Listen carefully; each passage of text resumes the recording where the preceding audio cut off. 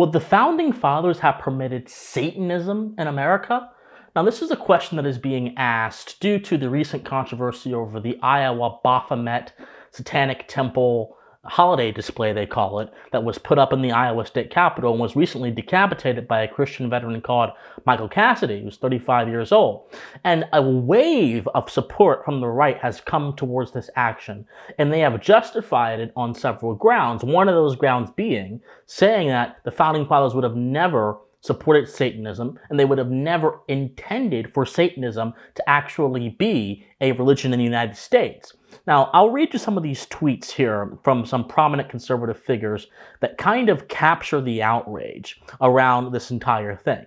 Lauren Chen says, for example, prominent Blaze TV commentator, she says classical liberals will look you dead in the eye and tell you that Satan is as legitimate as Christ. Connor Tomlinson, a Lotus Eaters commentator, someone who I knew before he was a big guy on Lotus Eaters, he says that liberalism is the unwitting accomplice of the corruption of civilization by a force akin to, or in this case, literally, the Antichrist. Ron DeSantis actually got into quite a bit of trouble for what he said. He said that Satan has no place in our society and should not be recognized as a religion by the federal government. And there are so many other people, Aaron Macintyre, other folks that are on the right, prominent, saying that what Michael Cassidy did is actually an affirmation of the kind of society the Founding Fathers wished to see here in America. And so, I'll answer this question, I don't think it's the most important question. It's not even a good question. Why? Because the Founding Fathers were not gods amongst men. The Founding Fathers were not deities or the immaculate version of Americanism. The Founding Fathers were merely mortal men who were vessels for ideas that ultimately resulted in the greatest unleash of human potential and human freedom known to man up until this point of history. That's who they were. So while as a Enlightenment era, American constitutional conservative, someone who is deeply indebted to the natural law tradition for many of his worldview and thoughts, someone who is a staunch Jeffersonian, someone who believes in the credo of the conservative movement of the 60s of Barry Goldwater and William F. Buckley, I am someone who deeply values the founders, and I am someone who has studied them, many of them, deeply, and I'm someone who thinks that they were visionaries. They were visionaries that saw things that a lot of people back then didn't see. But they're not gods. And them thinking something or not liking something is not a sound argument to reject that something in American society. Now, having said that, a lot of people would still make the argument and try to make the argument, so I think it bears addressing, even if it's not a reasonable argument. So we have to understand that the Founding Fathers were not a monolith. They were not a single entity. There were many Founding Fathers. And if we look at the Founding Fathers who had the most impact on the formation of the Constitution and our political order, our constitutional order, whether that be Thomas Jefferson and James Madison. James Madison's called the father of the Constitution. Both of them were actually staunchly in favor of what is called religious freedom. Both of them understood that individuals should have a freedom of conscience to be free from external interference in their personal worship. Let me give you a little bit of history. In the 1760s, like a decade before the American Revolution officially began, there were a set of people in Virginia, Patrick Henry, one of the Founding Fathers amongst them, that actually wanted to enforce church taxes to promote Christianity in America. Now, this is actually quite a popular move, and it was about to pass the Virginia General Assembly until Thomas Jefferson came in with the Jefferson Amendment, which basically certified, with the help of James Madison, the inalienable right to practice one's conscience and one's religious beliefs in the private sphere, away from government interference. And Thomas Jefferson said, in response to a question, what was the purpose of this act? He said very clearly, and I quote, that the purpose of this act is meant to comprehend within the mantle of its protection the Jew and the Gentile, the Christian and the Mohammedan, the Hindu and infidel of every denomination. This Jefferson Amendment to the Virginia Constitution, which by the way still exists in that Constitution in some way, was in response to an attempt to assert Jesus Christ into the Virginia Constitution. So there was even this mentality back in the days of the founders that America has to establish itself firmly as a supporter of one single religion. And while many of the founders were either deists or Christians or had some sense of the importance of religion for society, which is one of the reasons why they promoted monogamous marriage as a means of ensuring virtue amongst individuals in society as a non-coercive familial apparatus, they still did not believe that it was the role of the state to enforce a particular vision upon people. Most of them, at least. There were a lot of founding fathers. Some of them did believe that the state had an active role to promote it. But the ones who actually impacted the formation of our constitutional, legal, political, and moral order as Americans didn't believe that. But what's more important is not what the founders believed. I want to disabuse you all from the cult of personality that so many individuals cling on to, because persons and personalities are seen as legitimating factors in how we think about history and things. And even today, social media.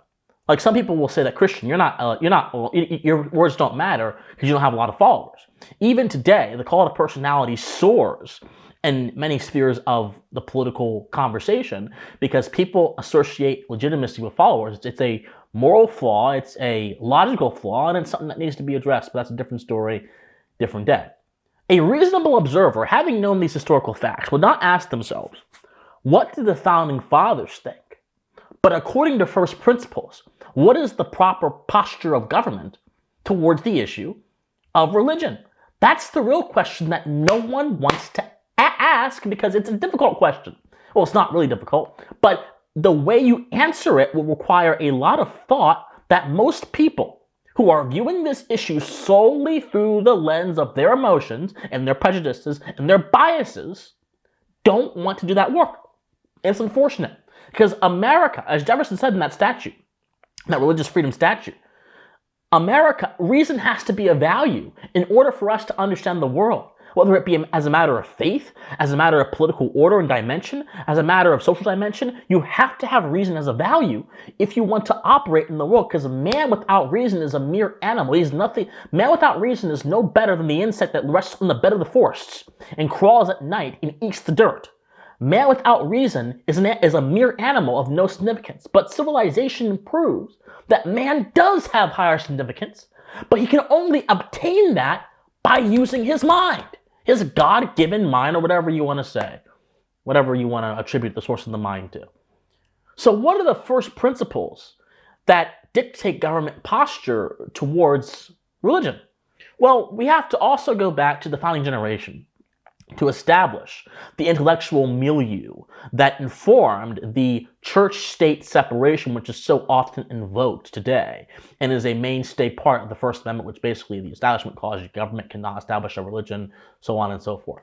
So in the founding generation, there were philosophers like Joseph Priestley, who was a genius of the sciences and also a philosopher, and Richard Price, who was a pastor and a philosopher as well, who actually helped innovate moral and ethical theory. And both of these men were very close to many of the founders and many of the signers of the Declaration of Independence.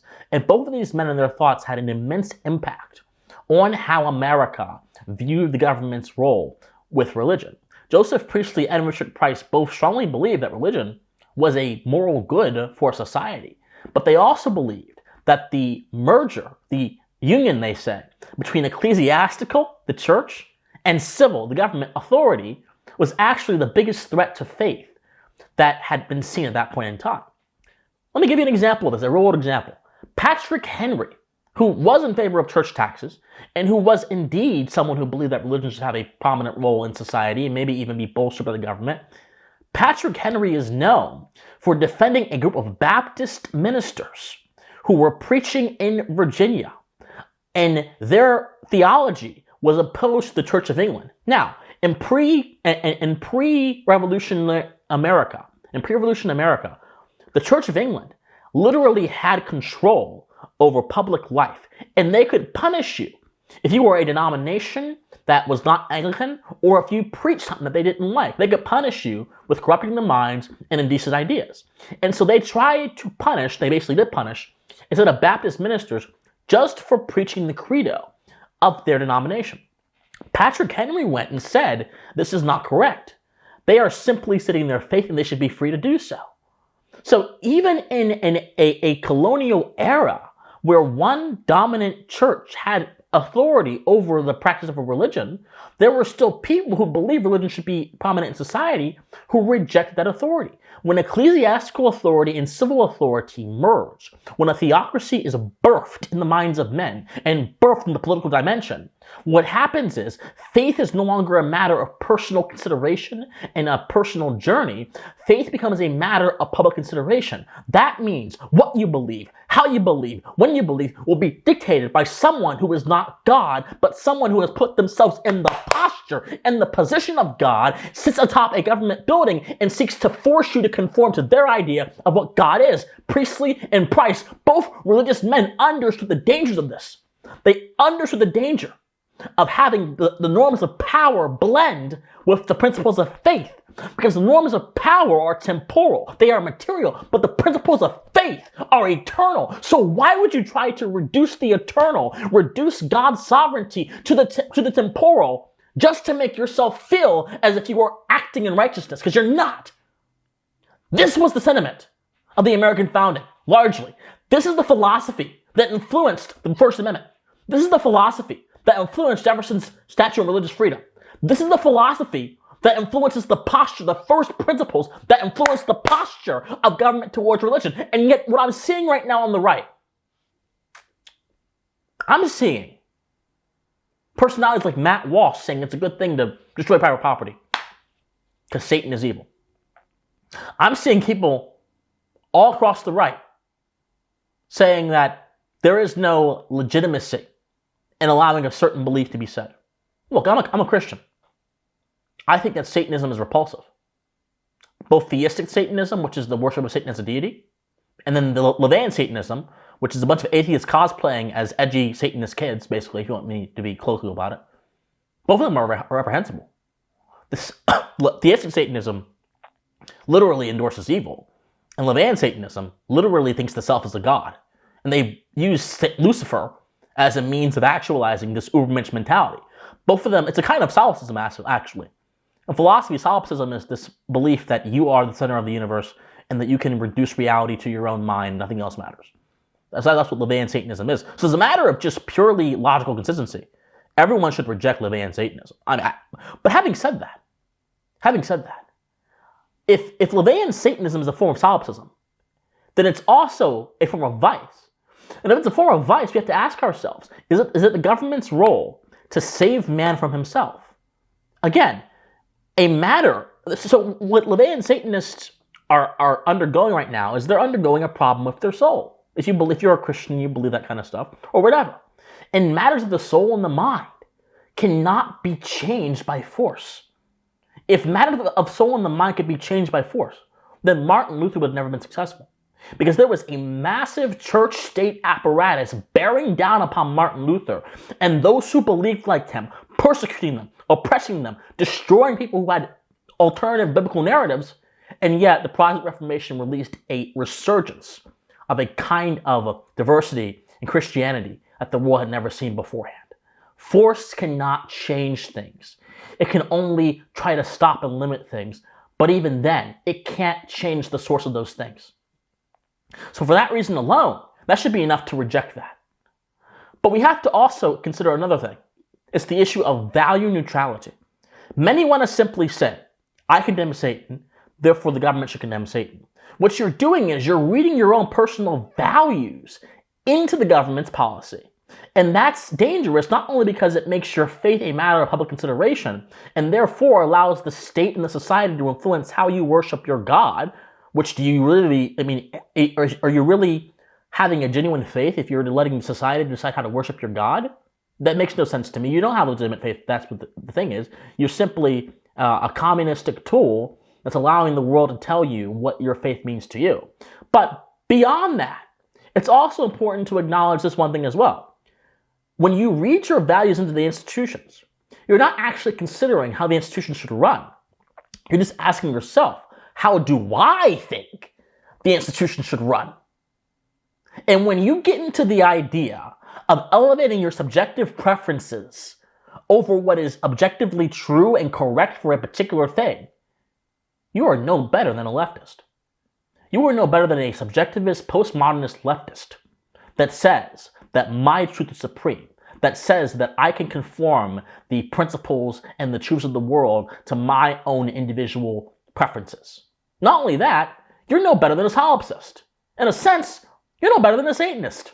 Yes, I'm being very intellectually profane here, because you people need to understand that the will to power, force, is not the way you change things, and it's sure as hell not the way you get people closer to God if you're a Christian or whatever your conception of God is. It's not the way. It's literally, definitionally, conceptually, theologically impossible to do it that way. Stop being instinct-driven animals and be a human being for once. We have forces in America attempting to tear down what made our country great. We have people in America attempting to make us into some totalitarian, centralized state, going all the way back to Woodrow Wilson in the Progressive era, and the invasion of the Prussian education system into our own country in 1835. And so many on the right are willing to endorse those same principles, but dress them up in different aesthetics to make themselves feel righteous. Value neutrality is the idea. I'm closing in a second. It's the idea that our institutions should not have a position on matters that are relegated to the private sphere, and they should instead simply act as a measure to secure people in the free practice of their rights. Value neutrality is the only concept that secures freedom of conscience. Value neutrality is the only concept that protects Baptist ministers, or protects Christians, or protects Muslims, or protects Jews, or anyone, or atheists, from being oppressed by a state that says they shouldn't believe how they believe. Value neutrality is the only thing, the only basis for religious freedom in America. If you support religious freedom in America as a Christian, and then you say we should force that idea upon we should force our perspective upon other people, you don't support religious freedom. Value neutrality is the only safeguard of religious freedom in America. The only posture government should have towards religion is protecting the free exercise thereof. That means no Satanist statues in the Iowa State Capitol. But it also means no nativity scenes. That also means no crescent moons. That also means no Stars of David. That also means none of that stuff. No Buddha statues, none of that stuff. Because value neutrality doesn't take a position on your faith. It takes a position that you as a human being are mature enough, are valuable enough to decide how you live your own life. And if that is threatening to you, you must ask yourselves why. Some may say, well, Christian, that leads to degeneracy. Okay, and? Is the government the doctor of the heart? No. Some may say, like Connor Tomlinson, that leads to endorsing the Antichrist. Again, in what sphere are these matters relegated to? When the public sphere, the government, overtakes the private sphere, you can't really have these conversations outside the context of power. And the norms of power are such that the goal of power is to increase, to parasitically take, and to be concerned with its own preservation. The goals of faith are to be connected with the eternal, the transcendent, and to mature and help the soul. So if you want to really stop the proliferation of antichristism, if you want to stop the proliferation of degeneracy, why not go through the only mechanism that is conceptually attuned to do that? And why instead try to go through the mechanism that is literally attuned not to do that, but to do whatever is possible to maintain itself, and that is the mechanism of power driven through law? Tomlinson, Aaron Macintyre, all these people, who, by the way, I respect, and I care for them. I'm not condemning anyone.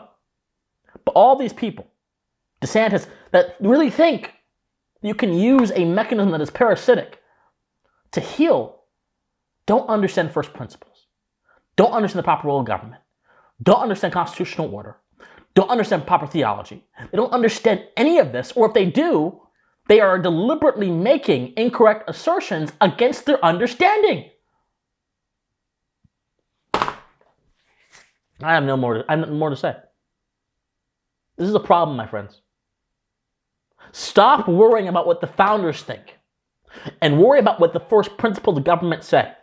and worry about what the constitutional order says. Because those things, unlike me or Jefferson or anyone, will outlive all of us and will continue to inform the proper posture of political order for generations to come.